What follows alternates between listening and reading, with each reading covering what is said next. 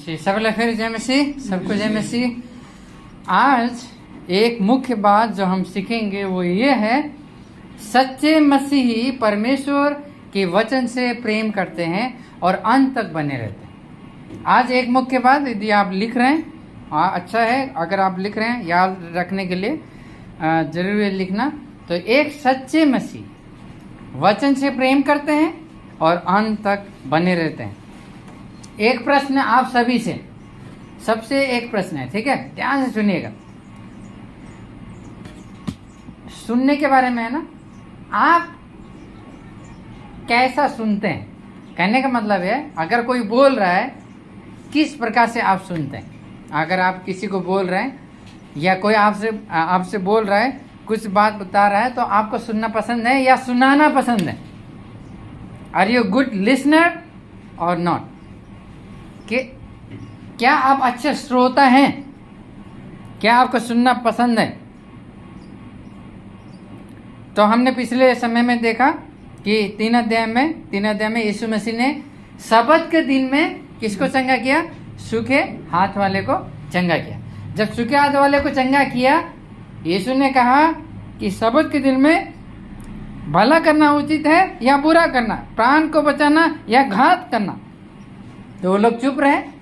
फिर उन लोगों ने यीशु को मारना चाहा। यीशु को मारने के लिए प्लानिंग क्या किया? ध्यान से मेरे साथ वचन में देखिएगा। 3 अध्याय का 6 में फरीसी लोग किससे मिल गए? हेरोदिस लोगों से मिलके मारने की सम्मति कर रहे हैं। फिर आगे हम लोग ने पढ़ा था, पिछले हफ्ते में हम लोग ने देखा था कि यीशु के भाई और माता उससे मिलने के लिए आते हैं। लोग कहते हैं आपकी भाई माता परिवार के लोग आए। यीशु कहता है जो परमेश्वर के वचन को सुनता है, जो उसमें संगति करता है, जो परमेश्वर की इच्छा में चलता है, वो मेरे परिवार के लोग हैं। शारीरिक परिवार से मतलब नहीं है, वो आत्मिक परिवार जो परमेश्वर की इच्छा के अनुसार चलते हैं। तो समझ रहे ना कि यीशु वचन का प्रचार कर रहे हैं और शास्त्री लोग क्या कर रहे हैं? उसका मजाक उड़ा रहे हैं। कह रहे हैं इसके अंदर दुष्ट आत्मा है।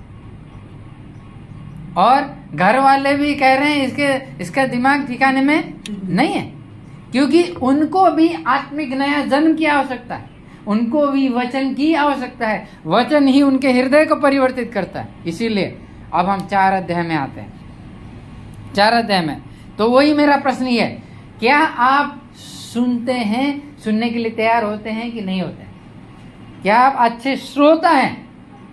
Are you good hearer? 4 अध्याय का 1 पद देखिए। और फिर झील के किनारे उपदेश देने लगा। तो बार बार देखिए, कई बार लोगों को समस्या होती है वचन से, लेकिन अगर आप बाइबल पढ़ेंगे ध्यान से, जहां जहां यीशु जा रहा है वो क्या कर रहा है? हाँ जी, क्या कर रहा है? मेरे तरफ ध्यान दीजिए, मेरे तरफ। जहां जहां यीशु जा रहा है वहां क्या कर रहा है? उपदेश दे रहा है। बिना यीशु मसीह प्रचार किए और कोई कार्य नहीं कर रहा है। इसीलिए तो 1 अध्याय का 38 पद में 35 पद से आगे क्या हुआ? लोग चंगाई होने के लिए आए, तो यीशु ने क्या किया? मुझे कहीं और जाने दो कि मैं वहां प्रचार कर सकूं, मैं इसीलिए आया हूं। इसीलिए 4 अध्याय के 1 पद में मेरे साथ देखिए क्या लिखा। 4 अध्याय के 1 पद में, फिर वो झील के किनारे उपदेश देने लगा। क्या कर रहा है यीशु? उपदेश दे रहा। और उसके पास इतना विशाल जनसमूह एकत्रित हो गया कि वो झील में एक नाव पर चढ़कर बैठ गया और सारा जनसमूह झील के किनारे भूमि पर खड़ा रहा। यीशु क्या कर रहा है? शिक्षा दे रहा है। क्या सिखा रहा है? वचन प्रचार कर रहा है।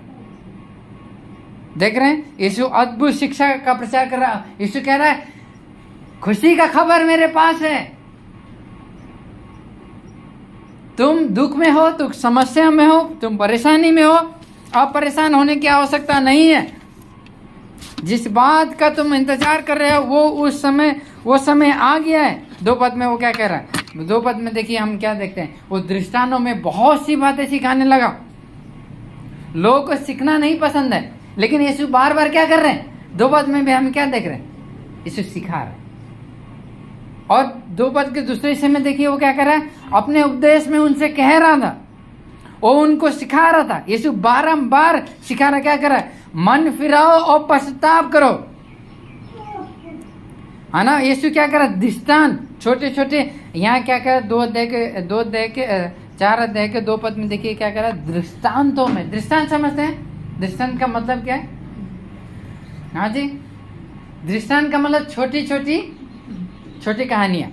छोटी कहानी के द्वारा यीशु मसीह कुछ बता रहा है। छोटे जो साधारण कहानी के द्वारा यीशु परमेश्वर के राज के बारे में बता रहा है। देखिए यहाँ क्या कह रहा है, 2 पद, वो दृष्टांत में बहुत बातें सिखाने लगा और उन्हें उपदेश देकर उनसे कह रहा था। क्या देके कह रहा था? उपदेश देके कह रहा था। यीशु क्या कर रहा है? यीशु राजा है, तो यूहन्ना ने बोला था ना, मेरे बाद जो आने वाला है वो मुझसे कैसा है? हाँ जी, शक्तिशाली है, वो पवित्र आत्मा से तुम्हें बपतिस्मा देगा, वो पवित्र है। और वो यहाँ क्या कर रहा है? वो शिक्षा देने का कार्य है। शिक्षा एक अधिकार को दिखाता है, शिक्षा देना, वो अधिकार दिखा रहा है, वो स्वयं परमेश्वर है और अपने लोगों को शिक्षा दे रहा है। और 3 पद में देखिए, ये केवल एक साधारण कहानी नहीं सुना रहा है ना रितेश भाई, वो क्या कर रहा है? दृष्टांतों में परमेश्वर के राज के बारे में बता रहा है। 3 पद में मेरे साथ बाइबल में देखिए, 3 पद,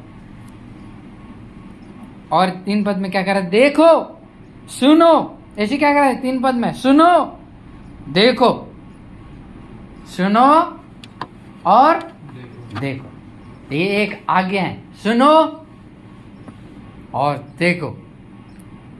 और क्या कह रहा है? एक बीज बोने वाला बीज बोने निकला। इसे क्या कह रहा है? एक कहानी बता रहा है। कहानी आप सबको पसंद है? इसमें से बढ़िया कहानी बता रहा है, ध्यान से सुनिएगा। कहानी, लोगों को वचन में नींद आता है, कहानी में तो नहीं आता है। तो कहानी ध्यान से देखिए, यीशु मसीह क्या कहानी बता रहे हैं। एक बीज बोने वाला निकला। बीज बोना समझ, कभी आपने देखा है बीज बोने वाले को? कभी आपने बीज बोया कहीं खेतों में, है ना? बीज बोने वाला कब क्या बोया जाता है? ऐसे करके फेंक के क्या बोया जाता है? धान बोया जाता है फेंक के, और बहुत सी चीजें ऐसे बोया जाता है ना।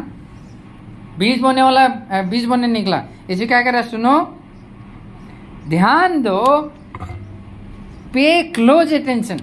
एक बीज बोने वाला बीज बोने निकला, और ये आसान काम नहीं, ये कठिन काम है, मेहनत का काम है। वो बीज बो रहा है। एक बीज बोने के बाद एक दिन वो क्या करेगा? 3-4 महीने बाद क्या करेगा वो? 3-4 महीने बाद फसल तैयार हो जाएगा तो क्या करेगा वो? तो इस खुशी में, इस आशा में वो क्या कर रहा है? बीज बो रहा है कि वो फसल को प्राप्त करे। और 4 पद में क्या हुआ देखिए, जब वो बीज बो रहा है, 4 पद में, जब वो बो रहा था तो कुछ बीज कहाँ गिरा? हाँ विवेक भाई, कुछ बीज कहाँ गिरा? 4 पद में, कुछ बीज मार्ग के किनारे गिरा। बीज बो रहा, हर जगह वो बो रहा है। कुछ बीज मार्ग के किनारे गिरा तो क्या हुआ? मार्ग के किनारे गिरा तो क्या हुआ? हाँ जी, चिड़िया आ गई और खा गई। और वो क्या कर रहा है? वो बोने का काम कर रहा है। और 5 और 6 पद में देखिए वो क्या है? कुछ बीज, और एक बीज तो मार्ग के किनारे गिरा, दूसरा बीज देखिए, कुछ बीज पथरीली भूमि पर गिरे, जहां अधिक मिट्टी न मिली, और गहरी मिट्टी न मिलने का कारण क्या हुआ? शीघ्र क्या हो गया? जल्दी हो गया। और सूर्य उदय हुआ तो क्योंकि उनको गहराई नहीं है, क्योंकि उनका जड़ नहीं है, तो क्या हो गया? झुलस गए, और जड़ न मिलने के कारण सूख गए। और वहाँ ये जिसमें जो पथरीली भूमि है उसमें ज़्यादा मट्टी नहीं है क्योंकि उसमें बढ़ नहीं पा रहा है, तो क्या होगा? सूर्य के कारण झुलस गया है। और 7 पद में देखिए मेरे साथ, कुछ बीज कहाँ गिरा? 7 पद में मेरे साथ बाइबल में देखिए, कहाँ गिरा? कटीली झाड़ियों में गिरा। और क्या हुआ? झाड़ियों ने बढ़कर उनको क्या कर दिया? और उसमें फसल, वो बीज बोने वाला क्या बो रहा है? बीज बो रहा है कि एक दिन क्या मिलेगा? फसल मिलेगा। लेकिन क्या हो रहा है? कुछ बीज मार्ग के किनारे गिरा, कुछ बीज पत्थर के वाले भूमि में गिरा, कुछ बीज झाड़ियों में गिरा। और झाड़ियों में गिरा तो क्या हुआ? वो बीज चारों ओर से गिर गया झाड़ियों से, और वो दबा दिया गया और मर गया। तो वो फलवन नहीं हुआ। देख रहे हैं, तीनों बीज में क्या है, समानता है, सब में क्या है, फल नहीं है। लेकिन 8 पद में देखिए, ये एक कहानी यीशु मसीह बता रहे हैं, परंतु कुछ बीज अच्छी भूमि पर गिरे, जब वो उगकर पड़े तो फलवंत होकर कोई 30 गुना, कोई 60 गुना, कोई 100 गुना फल लेके आए। आप यहाँ पे क्या देख रहे हैं, ये अच्छी भूमि को देख रहे हैं। बीज वही है, बीज में अंतर नहीं है, बोने वाले में भी अंतर नहीं है। तो क्या अच्छे से नहीं बोल पा रहा, नहीं, बोने वाला वही है, बीज भी वही है, लेकिन भूमि में अंतर है। देख रहे हैं क्या हुआ, ये अच्छी भूमि पे जो गिरा वो क्या हुआ, देखिए रितेश भाई क्या हुआ, 8 पद में, वो उगा, फलवंत हुआ, फल लेके आए। क्या ये किसान ने क्या कोई दूसरा बीज लेके आया, ये बढ़िया हर जगह उगेगा? क्या बीज में कुछ मिलाया उसने, क्या कुछ मिलावट किया उस बीज में? नहीं किया, लेकिन बीज तो वही है ना। लेकिन ये बीज जो है अच्छी भूमि पर गिरा और वो फल लेके आ रहा। ठीक है, क्या कौन सुना रहा है, एक कौन कहानी बता रहा है? यीशु मसीह बता रहा है। वो क्या कह रहा है 9 पद में, और आगे देखिए, ध्यान से देखिए वो क्या कह रहा है। ये केवल छोटी सी कहानी है, उसके आगे कुछ और कहना चाह रहा है यीशु मसीह। 9 पद में देखिए वो क्या कह रहा है, वो कह रहा था जिसके पास सुनने के लिए, किस के पास कान है यहाँ पे? एक नहीं, कितने कान है? 2 कान है ना। इसलिए नहीं कि एक कान से सुने दूसरे कान से उड़ा दे, एक मुंह दिया है, 2 कान दिया है। कम बोलो ज्यादा, लेकिन लोग क्या करते हैं, कम सुनो। देख रहे हैं क्या हुआ, यीशु मसीह क्या कर रहे हैं 9 पद में, वो कह रहा था जिसके पास सुनने के लिए कान हो। वो क्या कर रहा है, अपने लोगों को शिक्षा दे रहा है, अपने लोगों को बता रहा है, सुसमाचार सुना रहा है, उद्धार का संदेश सुना रहा है, पाप से छुटकारे का संदेश सुना रहा है। वो कह रहा है जिसके पास कान हो वो सुन ले।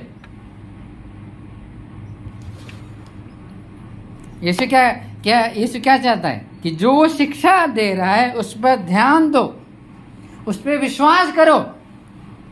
और आगे हम देखते हैं 10 पद में वो क्या हो रहा है। जैसे वो अकेला रह गया तो यीशु ने ये कहानी बता दिया, तो भीड़ ढेर सारे आए थे, शिक्षा को सुना और वो चले गए। 10 पद में देखिए वो अकेला रह गया, उसके अनुयायी। अब देखिए कई बार लोग ना पद को, एक ही पद को बाहर निकाल के पढ़ने वाले, इसका कैसे व्याख्या करेंगे, समझ रहे? जब तक आगे और पीछे नहीं पढ़ेंगे तो उस खंड का कोई अर्थ बनेगा। इसीलिए हमें क्रमबद्ध रीति से वचन का अध्ययन करना जरूरी है। अब 3 अध्याय नहीं जानते हैं तो 4 अध्याय कैसे जानेंगे? 4 अध्याय के पहले खंड को समझने के लिए 4 अध्याय के आगे भी पढ़ना पड़ेगा। तो इससे क्या बोलेंगे, ये बीज बोने वाला 4 तरीके के जगह में बोया गया। देखिए 10 पद में, जैसे वो अकेला रह गया, उसके अनुयायी, उसके पीछे चलने वाले तथा 12 चेले उनसे दृष्टांतों के पीछे में पूछने लगे। अब ज्यादातर लोग वो चले गए, उनका काम खत्म, देखा जो यीशु मसीह ने जो कहानी बताया वो सुना और वो चले गए। अब कौन कौन है यीशु के साथ में? उसके चेले के साथ में कौन कौन है?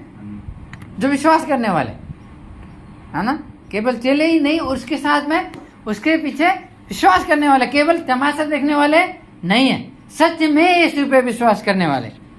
और वो लोग क्या करें, व्हाट दे आर डूइंग, वो लोग यहाँ क्या कर रहे हैं? देखिए 10 पद में उस दृष्टांत के विषय में पूछ रहे हैं यीशु के पास आके। यीशु ये बताइए, आपने कहानी तो बता दिया, कहानी तो बढ़िया था, किसान तो बीज तो बो दिया, लेकिन हमको कुछ समझ में नहीं आया। हमें और समझने की आवश्यकता, हमें और सुनना है।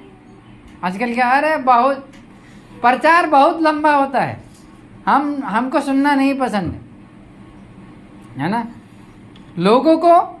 लेकिन यहाँ पे क्या है, चेले और क्या करना चाह रहे हैं, और जानना चाह रहे, और सीखना चाह रहे हैं परमेश्वर के वचन को। कह रहे प्रभु हमें और जानना है। अभी अभी तो उपदेश समाप्त हुआ, अभी अभी तो प्रचार समाप्त हुआ, वो कह रहे और चाहिए।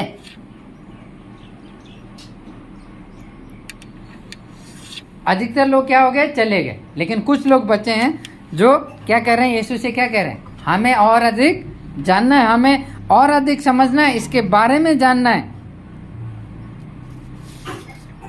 लोग क्या कहते हैं, अच्छा ठीक है।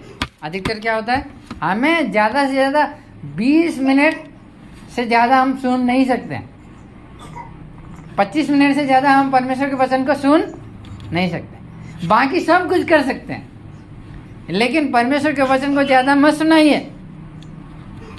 लेकिन यहाँ पे कुछ लोग हैं जो क्या है, सुनने के लिए और सुनना चाहते हैं, प्रभु और हमें सिखाइए। तो 11 और 12 पद में क्या हुआ, यीशु ने उनसे क्या कहा, तुम पर परमेश्वर का राज्य का भेद प्रकट किया गया है। 11 पद में आगे, परंतु बाहर वालों के लिए प्रत्येक बातें दृष्टांत में कही जाती है, प्रत्येक बातें कविता या कहानियों में कही जाती है ना। तो यहाँ क्या कह रहा है यीशु ने 11 पद में क्या कहा, तुम पर तो परमेश्वर का राज। तो यीशु में से किसके बारे में बता रहे हैं, खेत के बारे में नहीं, किसानी के बारे में नहीं, परमेश्वर के राज के बारे में। वो राजा है और वो राज के बारे में बता रहा है। क्या कह रहा है, तुम पर तो परमेश्वर का राज प्रकट किया गया है, परंतु बाहर वाले, मतलब कोई अंदर है कोई बाहर है, कोई परमेश्वर के साथ में है कोई परमेश्वर के साथ नहीं। तो वचन तो उन्होंने भी सुना, लेकिन कोई सच में परमेश्वर के वचन को समझने के लिए तैयार है। तो क्या कह रहे हैं, तुम जो अंदर वाले हो, तुम जो मेरे साथ में हो, तुमने जो अपने आप को समर्पण किया है, तुम्हें तो भेद प्रकट किया गया है, लेकिन बाहर वालों के लिए प्रत्येक बातें क्या कही जाती है, दृष्टांतों में।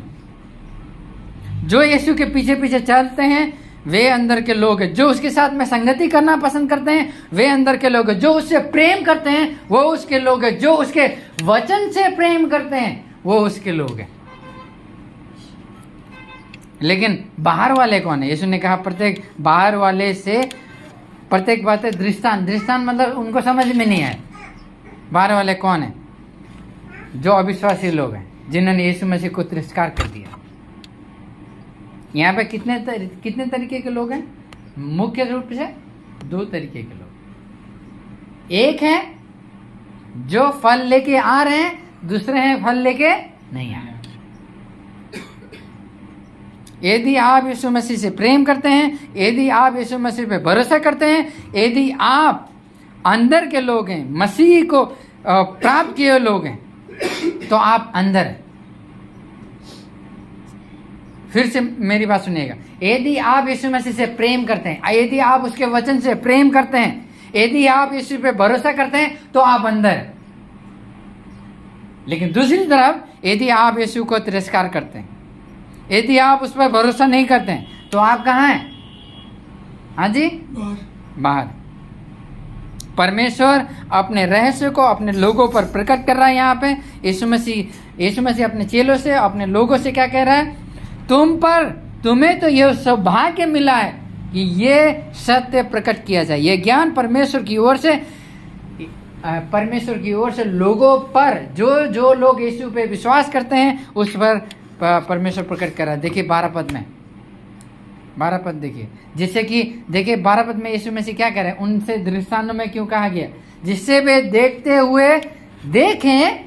अभी बात हुआ था 9 पद में, क्या बात हुआ था, जिसके पास कान हो। लेकिन 12 पद में क्या बात हो रहा है, जिसके पास, वे देख तो रहे हैं लेकिन क्या नहीं हो रहा है, समझ में नहीं आ रहा है। सुन तो रहे हैं लेकिन समझ नहीं सक रहे। ऐसा न हो कि वे फिरे और क्षमा प्राप्त करें। देख रहे हैं यीशु मसीह जो कोट कर रहे हैं, उद्धरण कर रहे हैं पुराने नियम के, यशायाह 6 अध्याय से कोट कर रहे हैं, 6 अध्याय का 9 पद वहां से कोट कर रहे हैं। तो वहां पे यशायाह को भेजा गया था, परमेश्वर ने भेजा, जाओ परमेश्वर का संदेश सुनाओ, पछताव करो, परमेश्वर को हल्के में मत लो। तो वो लोगों ने नहीं माना। 5 अध्याय में आप पढ़ेंगे, परमेश्वर बताता है कि उसने इसराइल की कैसी देखभाल की, रखवाली की, फिर भी इन लोगों ने परमेश्वर को त्याग दिया। तो तब परमेश्वर ने कहा ये लोग न्याय के अधीन पाए जाएंगे, ये लोग, इनके ऊपर न्याय आएगा। वे देख तो रहे हैं परमेश्वर के वचन को, सुन तो रहे हैं, लेकिन उनको कुछ समझ में नहीं आएगा क्योंकि उनके हृदय कठोर हैं। 4 अध्याय का 1 से 8 तक हम लोग ने क्या देखा? अलग अलग प्रति उत्तर देखा लोगों का। क्या है? कुछ बीज कहाँ गिरे थे? मार्ग के किनारे। कुछ बीज कहाँ गिरे थे? पथरीली भूमि पे। कुछ बीज कहाँ गिरे थे? झाड़ियों में। और चौथी बीज कहाँ गिरी थी? और कौन सा फलवंत हुआ? अच्छी भूमि। तो जो संदर्भ यहाँ पे है वो वचन सुनने की और उसके बाद उस फल लाने की बात हो रही है। तो यहाँ पे क्या हो रहा है? लोगों के हृदय कठोर है, जैसे हम लोगों ने देखा था। तो कुछ लोगों ने आया, यीशु मसीह से कहा आपके भाई बहन यहाँ। तो यीशु मसीह ने क्या कहा? मेरे भाई बहन कौन है? जो वचन को सुनते हैं और परमेश्वर की इच्छा के अनुसार चलते हैं। तो परमेश्वर तो अपना वचन को प्रकट कर रहा है। हमारी जिम्मेदारी क्या है? क्या हम पाप से पश्चाताप कर रहे हैं? क्या हम कह रहे हैं हाँ प्रभु हम पापी हैं, सबसे बड़ी हमारी आवश्यकता है हम पापों से पश्चाताप करें, लेकिन क्या करें? नहीं, हमारी सबसे बड़ी आवश्यकता ये नहीं कि हम पापों से क्षमा प्राप्त करें, नया जीवन प्राप्त करें। लोग क्या करें? हमारा जीवन इस संसार में अच्छा होना चाहिए। देखिए लोग वचन, आजकल परमेश्वर का वचन साफ कहता है अंत के दिनों में लोग वचन सुनना नहीं पसंद करेंगे। अय्यूब में अगर आप पढ़ेंगे अय्यूब 23:12 में, तो अय्यूब कहता है मैंने परमेश्वर के वचन को दैनिक भोजन से अधिक चाहा है। रोज हम लोग जब हम लोग को भूख लगता है, शाम को हम लोग भूख लगेगा, हम लोग कैसे खाना खाएंगे? मजे से खाएंगे ना। हम लोग उस दिन खाना खाए थे, मजे से खाए थे ना। तो कह रहा है उससे अधिक, दैनिक भोजन से अधिक मैं परमेश्वर के वचन को चाहता हूं। क्या आप वचन से उब गए? क्या कह रहे हैं? फिर से वही सुना रहे हैं, फिर से सुसमाचार। तो बाइबल में इसके अलावा है ही नहीं। यही तो एक ही गीत है। परमेश्वर आपसे प्रेम करता है, उसने अपने प्रेम के कारण अपने बेटे को इस संसार में भेज दिया है। अभी गर्मी का समय है ना, आपने चाहे खाना खा लिया हो चाहे ना खाया हो, अगर आपसे कोई कहे चलिए आइसक्रीम खाते हैं, क्या आपका पेट भरा हो, आप मना करेंगे? नहीं मना, हाँ चलते हैं आइसक्रीम खाते हैं। हमेशा हमारे पास स्थान है आइसक्रीम के लिए। अभी वचन प्रचार होगा, कुछ देर बाद फिर हम कहें चलिए फिर वचन सुनते हैं। अरे अभी तो सुना था, कितना सुनेंगे भाई?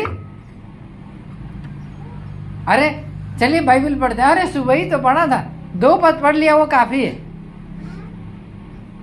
आइसक्रीम कभी भी खाने के लिए तैयार है, कोल्ड ड्रिंक कभी भी पीने के लिए तैयार है, अच्छा खाना हमेशा खाने के लिए तैयार है। लेकिन परमेश्वर का वचन क्या लग रहा है? अरे अभी तो, अरे कितना भैया, कितना क्या आप परमेश्वर के वचन से उब गए? क्या आप परमेश्वर के वचन को सुनते हैं और सुनने के लिए हमेशा तत्पर रहते हैं? भजन संहिता 1 में हम पाते हैं कि वो क्या ही धन्य है वो पुरुष जो परमेश्वर के वचन पर दिन और रात क्या करता है?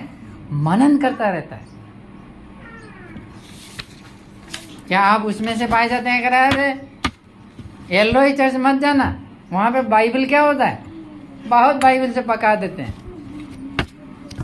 गीत बढ़िया नहीं होता है ना, गीत बढ़िया नहीं होता है। तो हम लोग कोई कॉन्सर्ट में तो गए नहीं है, तो हम लोगों के एंजॉयमेंट के लिए तो है नहीं। अगर गीत बढ़िया सुनना है तो कौन अच्छा गीत सुना सकता है बताइए? किसी भी चर्च से बढ़िया गीत कहाँ सुना सकते हैं? अगर आपको बढ़िया गीत सुनना है तो क्या करना पड़ेगा? कहाँ मिलेगा? रितेश भाई बताइए, कहाँ सबसे बढ़िया म्यूजिक में कौन लोग आ गए? विवेक भाई, हमें अच्छा गीत कहाँ मिल सकता है? इंटरटेनमेंट चाहिए तो बाहर मिलेगा कि नहीं मिलेगा? एंटरटेनमेंट के लिए क्या चर्च में आने आवश्यकता है?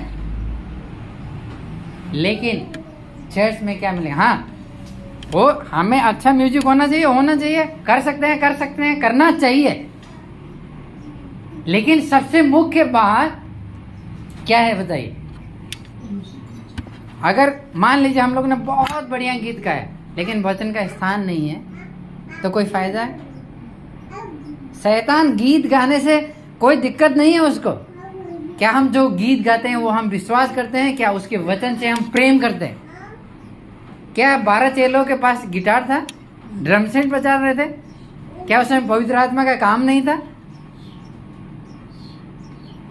समझ रहे हैं? और देखिए यहाँ यीशु ने स्पष्ट रूप से अपने आप को क्या कर दिया? लोगों पर प्रकट कर दिया। तो यीशु ने क्या बोला यहाँ पे? यीशु ने क्या बोला है 12 पद में? क्या बोला यीशु ने? वे देखते हुए देखें, सूझ ना पड़े, सुनते हुए सुने, समझ ना सके, ऐसा ना हो कि वे फिरे और क्षमा प्राप्त करें। यीशु क्यों बोल रहे हैं?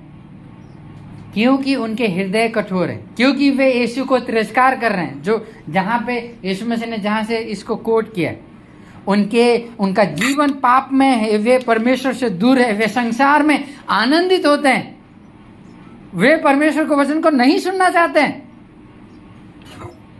मरकुस वर्णन करता है ये जो बात हो रही थी यशायाह 6 अध्याय में, वो यीशु मसीह में भी पूरा हो रहा है कि लोग क्या करना नहीं चाह रहे। आगे आप पढ़ेंगे, जब यीशु मसीह प्रचार कर रहा है लोग छोड़ के चले जाते हैं, कहते हैं अरे नहीं, हम नहीं सुन सकते। ये नई बात नहीं है। वे लोग यीशु को तिरस्कार करते, ये बातें तब तक उनके लिए ये बेकार है जब तक उनका वो पश्चाताप न करे, वे यीशु पे विश्वास न करें। और 13 पद में देखिए क्या हो रहा, 13 पद। तो अभी चेले लोग उनसे यीशु से पूछ रहे दृष्टांत का अर्थ। तो 13 पद में रितेश भाई क्या कह रहे हैं? फिर उसने उनसे कहा क्या तुम ये दृष्टांत नहीं समझते? ये तो साधारण बात है, हमने क्या बोला बीज बोने वाले के बारे में, ये नहीं समझ में आया तुमको? ठीक है, मैंने तुमको समझा दिया, तुम इन बातों को नहीं समझते, तब फिर दृष्टांत और फिर सब दृष्टांतों को कैसे समझोगे? तो अभी तो ये साधारण बात है, जब ये कठिन बातें कही जाएंगी तब तुम कैसे समझोगे? जटिल दृष्टांतों को कैसे समझोगे? तब यीशु क्या कर रहे हैं? यीशु ने क्या किया? उस दृष्टांत को समझाया। यीशु मसीह ने वहां पे उनको डांटा नहीं, धिक्कारा नहीं, लेकिन हम परमेश्वर के प्रेम और करुणा में हृदय को देखते हैं। और 14 पद में यीशु मसीह क्या करते हैं? उस दृष्टांत के अर्थ को बताते हैं। अब देखिए, अब समझने की बात है।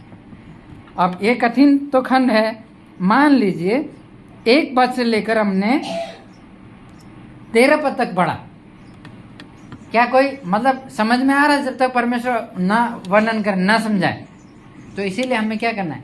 क्रमबद्ध रीति से अध्ययन करना जरूरी है। 14 पद में क्या कह रहा है? यीशु मसीह अब उसका अर्थ बता रहा है। तो पहले यीशु ने दृष्टांत बताया, अब उसका अर्थ बता रहा है। तो 14 पद में देखिए क्या कह रहा है? बीज बोने वाला वचन बोता है। तो कई बार आपको ऐसे प्रचारक मिलेंगे ऑनलाइन में, कहेंगे मैं बताऊंगा इसका अर्थ,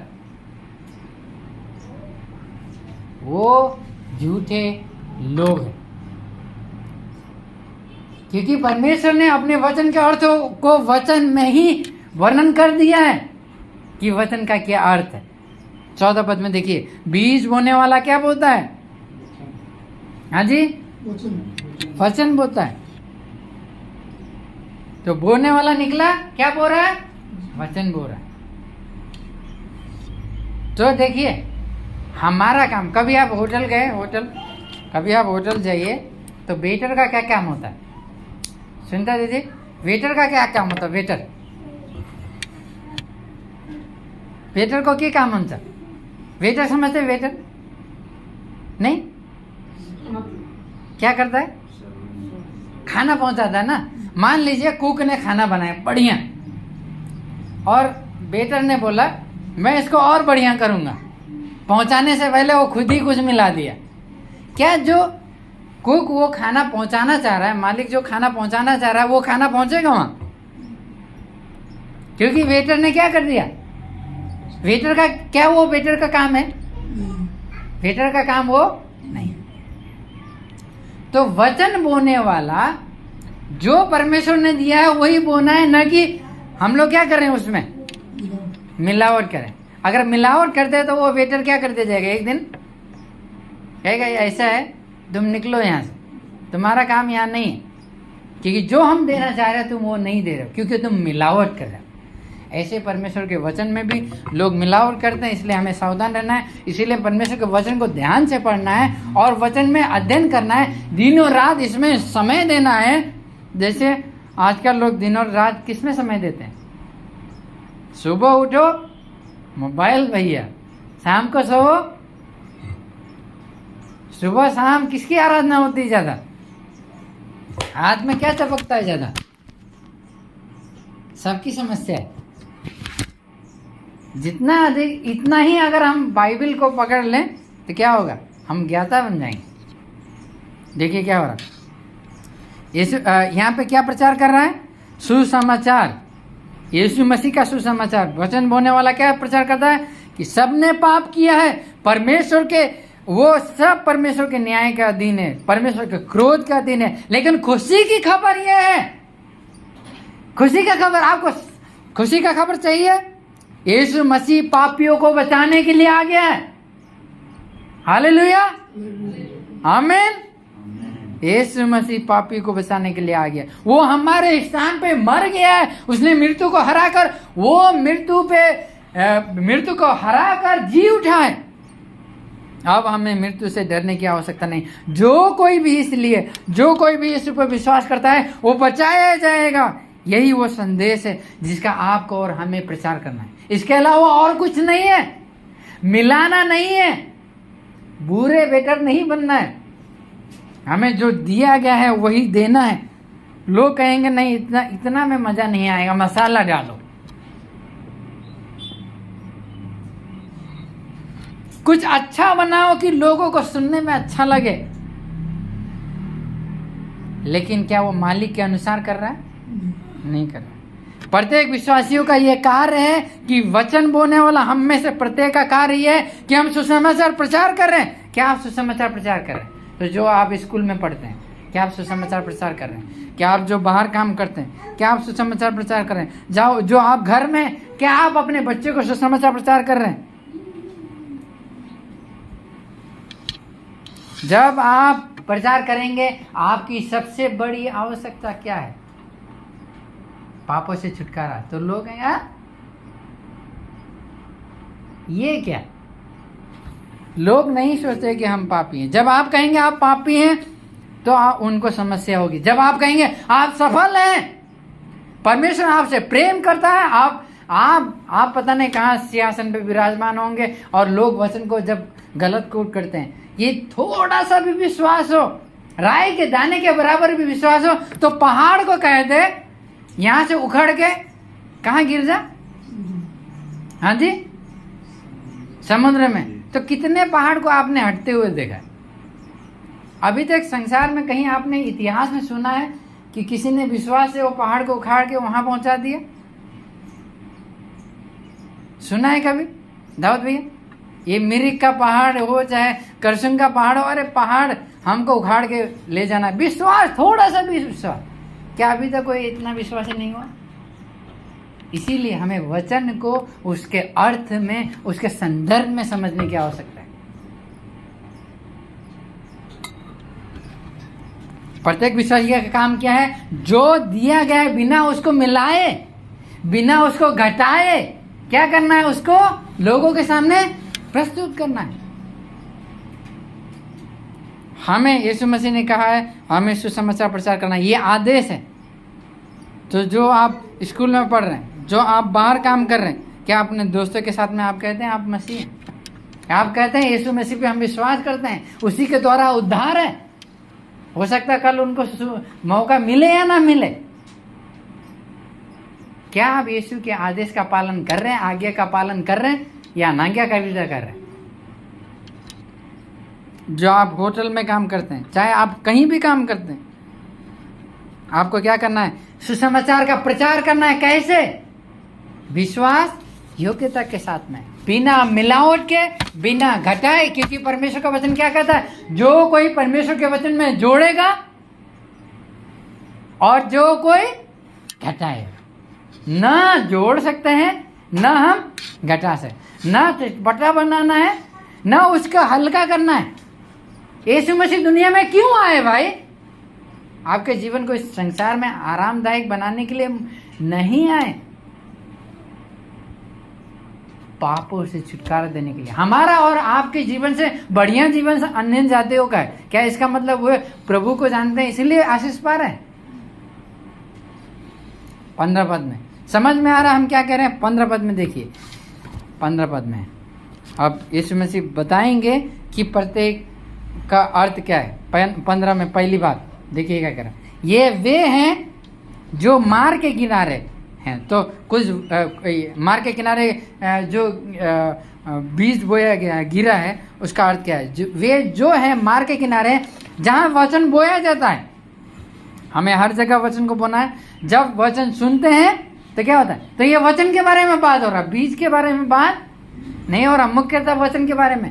तो मार्ग के किनारे वो है जहाँ वचन बोया जाता है। तो जब वचन सुनते हैं तो बार बार वचन की बात आ रही है, समझ रहे? इसीलिए हम वचन से भाग नहीं सकते हैं। तो कह रहे हैं जब वे वचन सुनते हैं तो क्या होता है? 15 पद में दूसरे खंड में, आखिरी खंड में देखिए, आखिरी हिस्से में, जब वे वचन सुनते हैं तो क्या होता है? 15 के आखिरी हिस्से में क्या शैतान क्या करता है? वचन को उठा के ले जाता है। ये गलत भूमि है। इन्होंने वचन सुना है, यहां क्या कर रहा है? वचन सुना है। उन लोगों ने वचन सुना है। सुनना काफी नहीं है, सुनना काफी नहीं है। उन्होंने क्या किया? एक कान से सुना, संडे को प्रचार हुआ, एक कान से सुना, दूसरे कान से उड़ा दिया। कोई अर्थ नहीं।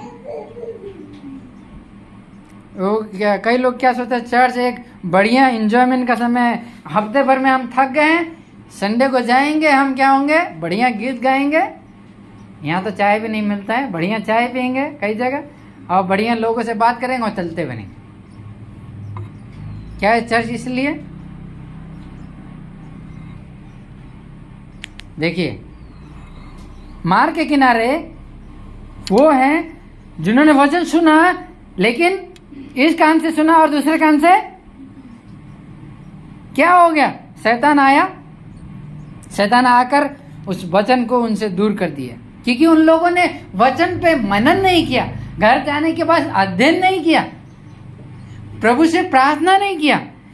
वो लोग विद्रोही का जीवन जीते हैं, क्योंकि शैतान क्या है? विद्रोही है, और वो चाहता है कि हमको गुलाम बना के रखे, दास बना के रखे। वो परमेश्वर के वचन से घृणा करता है, वो सुसमाचार से घृणा करता है। शैतान क्या करेगा? आपको और हमको परमेश्वर के वचन से दूर रखने के लिए क्या करता है पता है?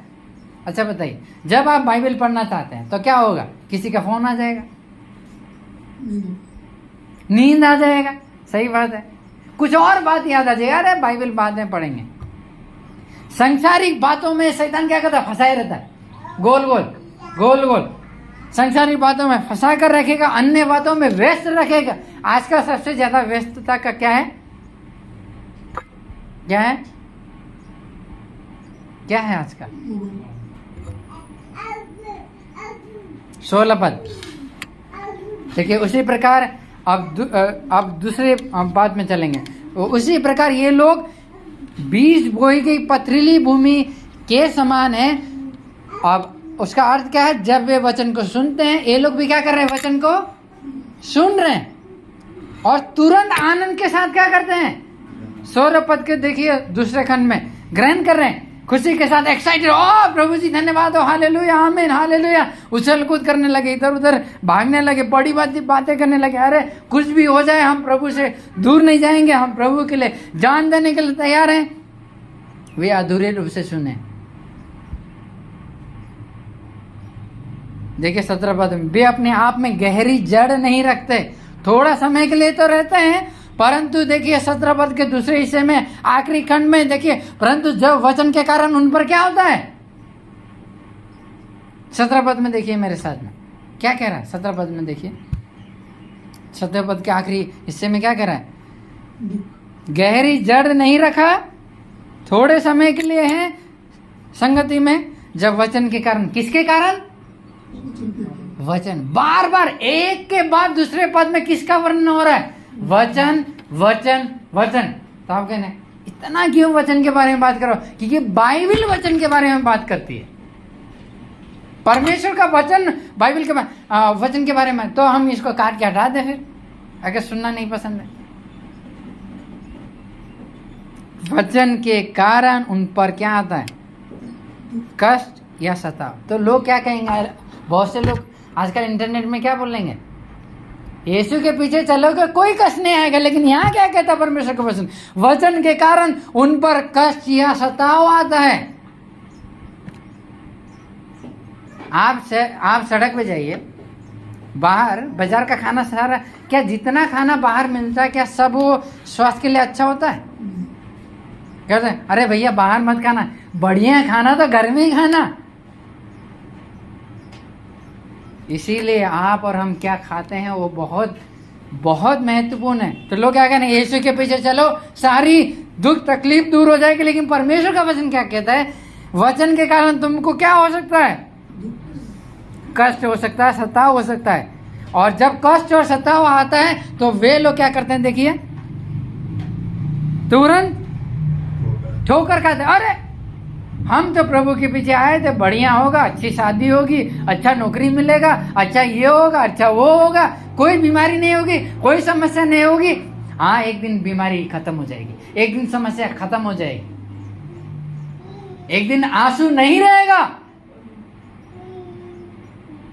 एक दिन वो दिन आएगा, वो दिन पक्का आएगा। लेकिन ये संसार की वस्तुओं के बारे में बात नहीं हो रहा है। समस्या की बात यह है कि उनमें गहरी जड़ नहीं है। जब तक उनके जीवन में कोई समस्या नहीं आती है, उनके हृदय पाप के बारे में, जब हम पाप के बारे में नहीं बात करेंगे तो उनको अच्छा लगेगा, उनके कान को सुनने में अच्छा लगेगा। तुम हीरो हो, तुम यू आर अ विनर, तुम सिर हो, पूछ नहीं हो। लोग जब ये प्रचार करेंगे तो उनको क्या बात, यही तो मुझे सुनना है। तुम्हारे शरीर को बीमारी छूने नहीं पाएगी, तो क्या मतलब वो कभी मरेंगे नहीं? जिस प्रकार से हम प्रचार सुनते हैं तो वो कहेंगे हम तो कभी मरेंगे ही नहीं, तो हमारे घर में कभी आटा खत्म नहीं होगा, तो हमारे पास कभी पैसे की समस्या कमी नहीं होगी। लेकिन परमेश्वर का वचन क्या कहता है? परमेश्वर के वचन के कारण जब कष्ट आएगा, सताव आएगा, तो ऐसे लोग क्या करेंगे? वचन तो सुना है लेकिन क्या करेंगे आखिर में? तो चर्च में कुछ दिन के लिए आएंगे, क्रिसमस हो तो बढ़िया चले आएंगे, लेकिन उसके बाद कहाँ गए? वे भाग जाते हैं। जब परख हो रहा है, जब सोने को परखा जाता है तो क्या किसमें से जाना पड़ता है? सोना को शुद्ध करने के लिए क्या करना पड़ता है? उसको भट्टी में जाना पड़ता है। भट्टी में जाना क्या, भट्टी बढ़िया चीज होती है, मजेदार होता है, कठिनाई होता है, लेकिन जब परख होता है तभी वो शुद्ध निकलता है। वे मसीह के पीछे इसलिए चलते हैं कि आराम का जीवन होगा। वे मसीह के लिए कष्ट का सामना करने के लिए तैयार नहीं है, कीमत चुकाने के लिए। ये भूल जाते हैं कि यीशु मसीह हमारे लिए मरा, यीशु मसीह क्रूस पे चढ़ा, तो हम उसके लिए क्यों नहीं सहेंगे? क्योंकि आज हम लोग इब्रानियों में पढ़ रहे थे कि उसने हमारे लिए कष्ट को सहा। लेकिन लोगों को ये सुनना नहीं पसंद है, लोगों को पाप के बारे में सुनना नहीं पसंद है। लेकिन 18 पद में देखिए क्या कर रहे हैं। और कुछ वे हैं, 18 पद रितेश भाई, और वे कुछ हैं जो कटीली झाड़ी में बीज बोई गई भूमि के समान है। किसका समान है? भूमि के समान है, जो वचन को, तो बार बार क्या रहा है? जो किसको सुनते हैं? वचन को। तो बार बार क्या बात हो रहा है? वचन वचन वचन। इस वचन के लिए, परमेश्वर के वचन के लिए लोगों ने अपनी जान दी है। तो कटीली झाड़ियों में जो बीज बोई गई भूमि के समान है, जो बीज वचन को सुनते हैं, लेकिन 19 पद में क्या होता है देखिए,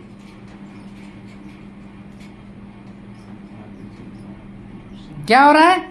संसार की चिंता, धन का धोखा, अन्य वस्तुओं का लोभ उनमें समाकर वचन को दबा देता है, बढ़ने नहीं देता है, कुचल दिया है। उन्होंने वचन को सुना, लेकिन क्या उन्होंने सुसमाचार सुना? क्या उन्होंने ग्रहण किया? सुनना काफी, चर्च आना काफी नहीं है। आपका जीवन कैसा है? वे वचन को गंभीरता से ग्रहण नहीं करते, वे वचन को ध्यान से नहीं सुनते, वे वचन से प्रेम नहीं करते, उनके हृदय जल्दी भटक जाते हैं। कि कटीली झाड़ियों में का जो भूमि है, उनके साथ में समस्या क्या है? जो वचन को सुन रहे हैं, 3 समस्या देखिए क्या है। तीन अलग अलग बातों का वर्णन किया गया। उनके जीवन में संसार की चिंता, संसार का ज्यादा चिंता छाया हुआ है, बोझ से दबे हुए, धन का धोखा, और क्या है? और क्या है बताइए? वस्तुओं का लोभ, अन्य वस्तुओं का लोभ, रोटी, कपड़ा और मकान और शरीर की बातें और नाम और सम्मान और उपलब्धि। एक घर होगा तो दूसरा घर, दूसरा घर होगा तो तीसरा घर, एक गाड़ी होगा तो 2 गाड़ी चाहिए, 2 गाड़ी नहीं 5 गाड़ी चाहिए, एक जगह जमीन नहीं 10 जगह जमीन चाहिए, नाम थोड़ा कम है और ज्यादा नाम चाहिए। जितने लोगों का नाम था वो मट्टी में मिल गए, उनके बाद कोई मतलब नहीं। संसार की चिंता, वे केवल अस्थायी बातों में मन लगाए रहते हैं। वे संसार में कैसे सफल हो जाए इसके बारे में सोचते हैं, उनका नाम प्रसिद्ध कैसे हो, उनको लोग कैसे जाने, वे संसार के दृष्टि में सफलता देखने का प्रयास करते हैं। धन का लोभ, और परमेश्वर का वचन कहता है मत्ती 6:24 में, हम 2 स्वामी की सेवा नहीं कर सकते। धन और प्रभु दोनों की सेवा नहीं करते। क्या आपके पास धन है? प्रभु का धन्यवाद हो, उसको उपयोग करिए अपने परिवार के लिए, प्रभु की सेवा के लिए। धन अपने आप में गलत नहीं है, लेकिन जब प्रभु से बड़ा हो जाता है धन, तब वो गलत है। जब वो स्वामी बन जाता है तब वो गलत है। जब वो उस धन को कहते हैं, उसकी पूजा करते हैं सुबह शाम उठ के, तो गलत है। 1 तीमुथियुस 6:9-10 में पढ़ते हैं कि जो धनवान होना चाहते हैं, पढ़ दीजिए जरा 1 तीमुथियुस 6:9-10। 1 तीमुथियुस 6:9-10, बल्कि 8 पद से पढ़ते हैं, 7 पद से सुनते रहते, पढ़ दिन हुन्छ। 1 तीमुथियुस 6:7 से लेकर 10 पद तक, नहीं तो कोई भी पढ़ दीजिए। हजुर। किनकि हामीले न त यस संसारमा केही लायौँ र यहाँबाट केही लैजाने नै सक्छौँ, तर खान र लैजान सक्छ भने हामी त्यसैमा सन्तुष्ट हुनेछौँ। तर धनी हुने इच्छा गर्नेहरू परीक्षामा पर्छन्, हाँसोमा पर्छन् र धेरै अर्थहीन र दुःखहीन इच्छाहरूमा डुब्छन्, जसले मानिसहरूलाई बर्बादी र सर्वनाशमा डुबाउँछन्। किनभने रुपियाँ पैसाको मोह नै सबै किसिमको खराबीको जड हो। पैसाको लोभमा परेर कोही विश्वासबाट कुमार्गतिर लागेका छन् र धेरै पीडाले तिनीहरूका हृदय घोचेका छन्। देख रहे हैं, प्रभु का धन्यवाद। तो देख रहे हैं, संसार में हम ना कुछ लेके आए हैं, हम लेके जाएंगे। 8 पद में यदि हमारे पास खाने के लिए भोजन है और पहनने के लिए कपड़ा है, तो इसी में हम संतुष्ट रहेंगे। ना हम लेके आए, हम लेके जाएंगे। धन का धोखा और अन्य वस्तुओं का लोभ, अन्य वस्तुओं का मोह, संसारी वस्तुओं में आनंद पाना, the trying to find a pleasure, काम वासना, विलासता, लग्जरियस लाइफ, ये सब हमें फंसा के रखती है। ये कौन है? कटीली झाड़ियों वाली भूमि जो वचन को सुन रही है, लेकिन क्या उसका कोई फर्क है? वचन को सुनना काफी नहीं है। और देखिए 20 पद में, और ये वे हैं जो बोई गई अच्छी भूमि के समान है। अच्छी भूमि के समान। आप किस भूमि के समान है? वे वचन को सुनते हैं, ध्यान से देखिएगा क्या करते हैं। वे वचन को सुनते हैं, ग्रहण करते हैं और 30 गुना, 60 गुना और 100 गुना फल लेके आते हैं। वचन को सुना, ग्रहण किया और फल लेके आए। भजन संहिता एक अध्याय का 3 पद में आप पाएंगे कि वो अपने ऋतु में फलता है ना। वे पूर्ण रीति से यीशु पर हर परिस्थिति में स्थिर रहते हैं, यीशु मसीह में भरोसा करते हैं। वे वचन सुनते हैं, उसको ग्रहण करते हैं और फल लेके आते हैं। यीशु पर भरोसा करते हैं, अपने पापों से पश्चाताप करते हैं, यीशु के पीछे चलने के लिए किसी भी कीमत को चुकाने के लिए तैयार रहते हैं। जैसे हम लोगों ने यीशु के पीछे मैं चलने लगा वाला गीत के बारे में हमने सुना था। यीशु मसीह क्या कहता है? मेरे पीछे चलने के लिए अपना क्रूस उठाओ और मेरे पीछे चलो। तो क्रूस उठा के चलने का मतलब क्या है? जो व्यक्ति क्रूस उठा के कहीं जा रहा है, मतलब कहां जा रहा है? सूली पर चढ़ने जा रहा है, मरने जा रहा है। क्या वो पार्टी के बारे में सोचेगा? मसीह के प्रेम से हमें कोई भी अलग नहीं कर सकता। तो हमें देखिए 3 जो अलग अलग भूमि के बारे में हमने देखा। उन्होंने वचन सुना लेकिन उन्होंने पश्चाताप नहीं किया, विश्वास नहीं किया। एक कान से सुना, दूसरे कान से उड़ा दिया। लेकिन जो सच में प्रभु का वचन ग्रहण करता है वो मसीह में बना रहता है। रोमियो 8 का 38 से 39 अगर आप पढ़ेंगे तो कहता कोई भी हमें यीशु मसीह के प्रेम से अलग नहीं कर सकती। देखिए जरा मेरे साथ में रोमियो 8 का आखिरी पद हम लोग देखेंगे। रोमियो 8 का 38 से 39 तक। रितेश भाई,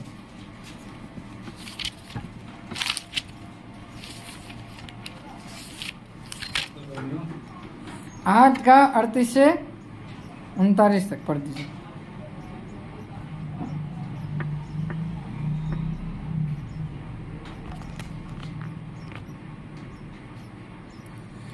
क्योंकि मुझे पूर्ण निश्चय है कि न मृत्यु, न जीवन, न स्वर्ग, न प्रधानता, न वर्तमान, न भविष्य, न शक्तियां, न ऊंचाई, न गहराई, न कोई सृजी हुई वस्तु हमें परमेश्वर के प्रेम से अलग कर सकता है। और देखिए 35 पद, हमको मसीह के प्रेम से कौन अलग कर सकता है? क्या क्लेश या संकट या सताव या अकाल या नंगाई या जोखिम या तलवार?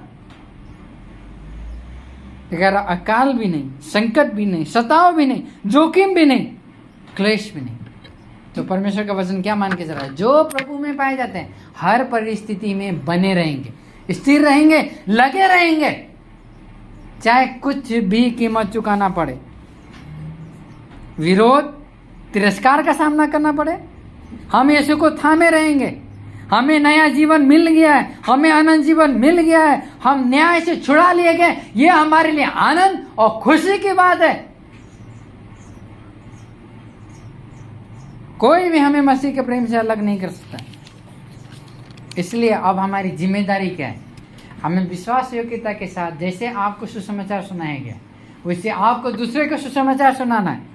वचन में मिलावट नहीं करना है। जो मिलावट करते हैं उनसे सावधान रहना है। कौन सी बात?